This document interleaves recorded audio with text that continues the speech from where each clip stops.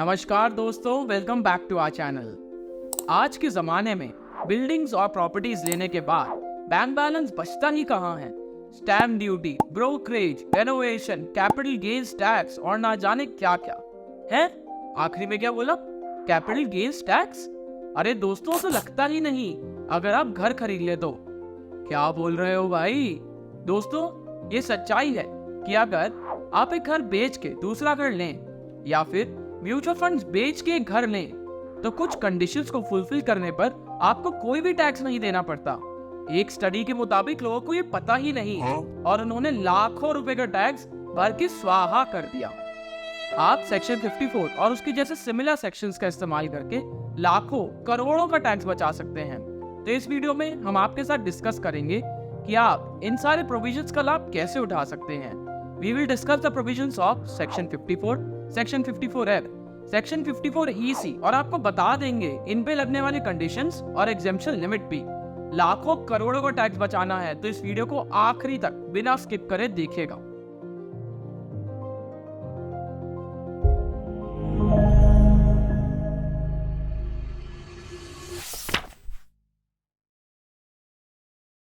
हम इंडियंस का सबसे बड़ा ड्रीम होता है खुद का घर खरीदना। घर से हम सभी इमोशनली अटैच होते हैं, इसलिए घर खरीदना या उसको बेचकर एक नए घर में शिफ्ट होना हमारे लिए बड़ी बात होती है। मान लीजिए आप पहले अंधेरी मुंबई में रहते थे और अब आपने अपनी मेहनत से साउथ बॉम्बे में घर खरीदा। ये तो आप अच्छे से जानते हैं कि घर बेचने पर टैक्स देना होगा अगर आपकी सेलिंग वैल्यू आपकी परचेज कॉस्ट से ज़्यादा है तो। पर ये तो नाइंसाफी हुई, क्योंकि आपने तो घर को एज इन्वेस्टमेंट नहीं बल्कि अपने रेजिडेंस के लिए खरीदा था। यहाँ पर एंट्री लेता है हमारा सबसे पहला टैक्स सेविंग वेपन, जो है सेक्शन 54। सिंपल शब्दों में, अगर आपने एक रेजिडेंशियल घर बेचकर एक रेजिडेंशियल घर खरीदा तो उस पर अराइज होने वाले कैपिटल गेन्स पर आपको कोई टैक्स नहीं भरना होगा। हाँ, लेकिन ये तभी पॉसिबल है जब आप सारे के सारे कैपिटल गेन्स को इन्वेस्ट कर देते हैं। आसान भाषा में, जितना प्रॉफिट हुआ है वो इन्वेस्ट कीजिए और 100% छूट क्लेम कर लीजिए इनकम टैक्स पर। लेकिन आपको कुछ ऐसे बेसिक कंडीशंस हैं जिनको फॉलो करना होगा। आइए हम उन्हें डिस्कस कर लेते हैं। पहला, ये एग्जेम्पशन सिर्फ इंडिविजुअल या फिर एक अनडिवाइडेड फैमिली यानी HUF ले सकता है। ये benefit companies, limited liabilities partnership या फिर पार्टनरशिप फर्म्स को नहीं दिया गया। सेकंड, ट्रांसफर होने वाला एसेट लॉन्ग टर्म एसेट ही होना चाहिए। इसका मतलब है आपके एसेट का होल्डिंग पीरियड मिनिमम 36 महीने होना चाहिए, अदरवाइज आपको एक सेक्शन का लाभ नहीं मिलेगा। थर्ड, आपने 2024 में एक घर बेचा पर आप फिलहाल अभी घर खरीदने के मूड में नहीं हैं, पर आप जानते हैं कि अगले 5 या 10 सालों में आपको घर तो खरीदना है, तो फिर भी क्या आप ये बेनिफिट अवेल कर सकते हैं? जी नहीं। आपको घर बेचने के ठीक 1 साल पहले या 2 साल के अंदर अंदर नए घर को खरीदना होगा।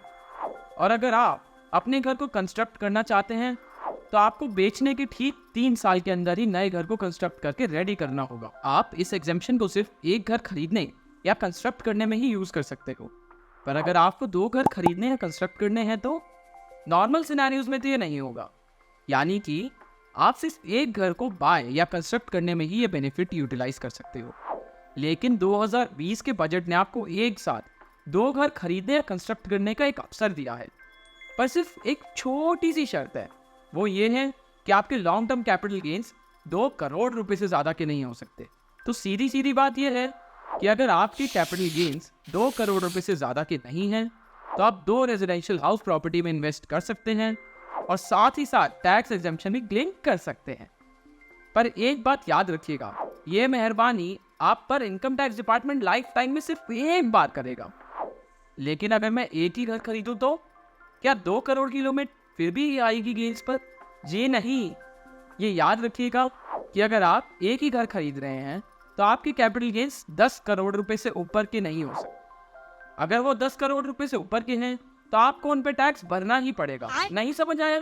आइए एक एग्जाम्पल से समझते हैं। मान लीजिए आपने साल 2003 में एक घर खरीदा जिसकी इंडेक्स्ड वैल्यू 5 करोड़ रुपए थी और आपने 2023 में उसी घर को बेचा 18 करोड़ रुपए में, तो आपकी कैपिटल गेन्स हुए 13 करोड़ रुपए। अब आप सेक्शन 54 का इस्तेमाल करके नए घर को खरीदना चाहते हैं जिसकी वैल्यू 14 करोड़ रुपए है। अगर हम इस अमेंडमेंट से पहले की बात करें तो हमें 13 करोड़ रुपए आसानी से एग्जेम्पशन के फॉर्म में अवेल हो जाते, पर अब नहीं, क्योंकि इस नए घर की वैल्यू अब 10 करोड़ से ज़्यादा है, इसलिए हम 13 करोड़ में से सिर्फ 10 करोड़ ही अवेल कर सकते हैं। इसका मतलब ये है कि 3 करोड़ पर आपको long term capital gains tax देना होगा। बहुत बार अब घर बेच देते हैं, पर कौन से घर को खरीदना है ये डिसाइड नहीं कर पाते। इसलिए इनकम टैक्स डिपार्टमेंट ने आपको एक राहत दी है। वो ये है कि अगर आप अपने कैपिटल गेन्स को घर खरीदने या बनवाने में इनकम टैक्स रिटर्न की ड्यू डेट तक इस्तेमाल नहीं कर पाए, तो आपको ये याद से capital gain deposit account scheme में ये अमाउंट ट्रांसफ़र कर देना होगा। अगर आप इस अमाउंट को capital gain deposit account scheme में डाल दें तो आप सेक्शन 54 का बेनिफिट अवेल कर पाएंगे। पर मैं तो फर्स्ट टाइम घर खरीदा हूँ, वो भी मुझे अपने इन्वेस्टमेंट्स, ज्वेलरी और दूसरे कैपिटल एसेट्स को बेचकर, तो मुझे क्या कोई बेनिफिट नहीं मिलेगा? आप चिंता मत करें, हमारे रहते आपको बेनिफिट्स अवेल करने की नॉलेज ना मिले, ऐसा हो सकता है। इस केस में हम सहारा लेंगे हमारे दूसरे सिमिलर टैक्स सेविंग वेपन का, जो है सेक्शन 54F। अब बिना टाइम वेस्ट किए मैं आपको फटाफट सेक्शन 54F की एप्लीकेबिलिटी और कंडीशंस के बारे में भी बता देता हूँ। सेक्शन 54F का बेनिफिट सिर्फ इंडिविजुअल्स और HF ही उठा सकते हैं, और ठीक सेक्शन 54 की तरह यहाँ पर भी जो एसेट है वो लॉन्ग टर्म कैपिटल एसेट ही होना चाहिए। तो सेम ही तो कंडीशंस है सेक्शन 54 और सेक्शन 54F में। सेक्शन 54F में ऐसा क्या अलग है? सेक्शन 54F कहता है कि अगर आप कोई भी कैपिटल एसेट जो लॉन्ग टर्म है उसको बेचकर कैपिटल गेन्स कमाते हो तो आपको टैक्स नहीं देना पड़ेगा। बस वो बेचा हुआ लॉन्ग टर्म कैपिटल एसेट एक रेजिडेंशियल हाउस नहीं होना चाहिए। आपको लॉन्ग टर्म कैपिटल एसेट को बेचने के ठीक 2 साल बाद या 1 साल पहले नई रेजिडेंशियल प्रॉपर्टी को बाय करना होगा, या फिर 3 साल के अंदर अंदर नए घर को कंस्ट्रक्ट करना होगा। और आप within the return filing due date घर बाय या कंस्ट्रक्ट नहीं कर पाते तो कैपिटल गेन डिपॉजिट अकाउंट में ट्रांसफर कर दीजिए, ठीक सेक्शन 54 की तरह।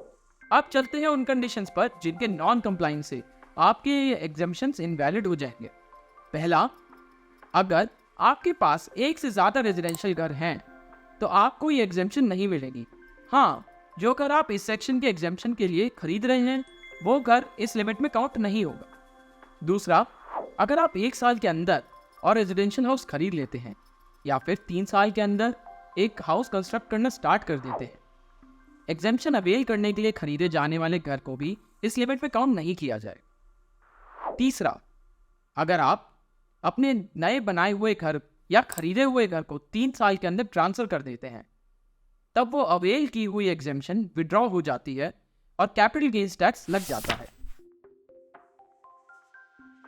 पर एग्जेम्पशन का अमाउंट क्लेम करने के लिए हमें उसकी कैलकुलेशंस को समझना होगा। हम कितने अमाउंट तक एग्जेम्पशन क्लेम कर सकते हैं, आइए उसे एक एग्जाम्पल से समझ लेते हैं। मान लीजिए आपने दिल्ली में एक प्रॉपर्टी को बेचा 1 करोड़ रुपए में और उसे बेचने से आपको 35 लाख रुपए का फायदा यानी लॉन्ग टर्म कैपिटल गेन्स हुए, और आपने 70 लाख रुपए की नई प्रॉपर्टी खरीदने के लिए इन्वेस्ट कर दिए, तो एग्जेम्पशन अमाउंट क्या होगा? एग्जेम्पशन अमाउंट होगा 70 lakh into 35 lakh divided by 1 crore, जिसकी वैल्यू आती है 24,50,000 रुपये। पर एक बात का खास ध्यान रखना कि नई प्रॉपर्टी में इन्वेस्टमेंट और capital gains deposit account scheme में मिलाकर 10 करोड़ रुपए से ज़्यादा आप नहीं यूज़ कर सकते हैं। आपको याद होगा कि सेक्शन 54 और 54F में हमने रेजिडेंशियल प्रॉपर्टी खरीदने या कंस्ट्रक्ट करने की बात की थी, तो ये ज़रूर से याद रखिएगा कि ये प्रॉपर्टी सिर्फ इंडिया में ही होनी चाहिए। अगर आपने USA या UK या यूरोप में या दुनिया के किसी भी कोने में खरीदी है एक घर, तो ये बेनिफिट आपको नहीं मिलेगा। ये सिर्फ और सिर्फ इंडियन प्रॉपर्टीज को ही अप्लाई होता है। पर आप सोच रहे होंगे कि सारे के सारे बेनिफिट्स इनकम टैक्स डिपार्टमेंट ने इंडिविजुअल्स और HFs को ही दे दिए, कंपनीज या LNPs को कोई बेनिफिट नहीं मिलेगा, या फिर मुझे घर खरीदना ही ना हो तो क्या कुछ और खरीद कर मैं एग्जेम्पशन बेनिफिट नहीं उठा सकता? ऐसा बिल्कुल भी नहीं है।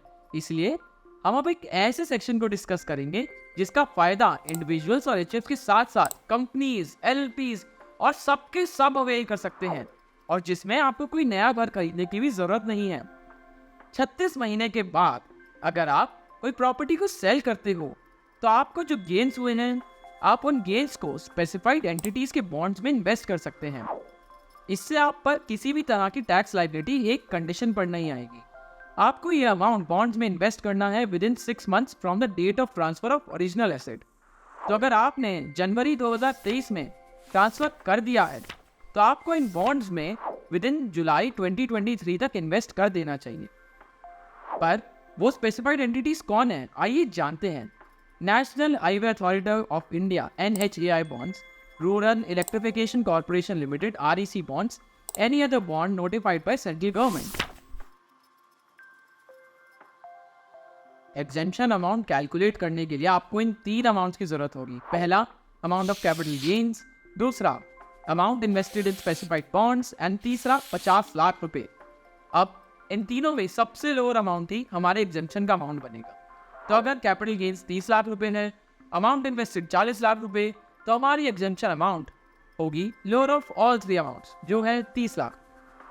एक बात ध्यान रखिए कि अगर आपको ये सब बेनिफिट्स चाहिए तो आपको इनके साथ जुड़े कंडीशंस को भी कंप्लाई करना हो, जैसे कि आप इन बॉन्ड्स में इन्वेस्ट करके 5 साल तक इन्हें ट्रांसफर नहीं कर सकते हैं, और दूसरा, आप इन बॉन्ड्स को कैश में कन्वर्ट नहीं कर सकते अगले 5 साल तक। अगर आपने ऐसा किया तो आपको दी हुई प्रीवियस एग्जेम्पशन उसी साल में as long term capital gains taxable हो जाएगी। अगर आपको सेक्शन 54 या टैक्स से जुड़ी कोई भी क्वेरी है तो आप हमारी वेबसाइट www.taxbuddy.com पर हमें कांटेक्ट कर सकते हैं। हमारे एक्सपर्ट्स की टीम यह इंश्योर करेगी कि आपके हाथों से कोई भी टैक्स बेनिफिट छूट ना पाए। अगर आपको ये वीडियो अच्छी लगी हो तो वीडियो को लाइक करें, दोस्तों के साथ शेयर करें and do subscribe the channel. Till then, thank you, take care and जय हिंद।